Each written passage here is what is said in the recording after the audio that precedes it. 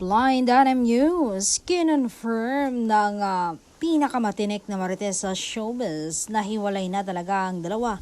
Ang sikat na love team na hinahanga ng publiko dahil sa mabait at masayahin nilang aura. Ito'y kinonfirm ng parents ni lalaking aktor na wala na talaga sila. Pero hindi nila idinetalye kung anong dahilan. Pero ayon sa source, ang dahilan ay dahil sa naumay na raw ang aktor. Si aktor daw ang nakipaghiwalay.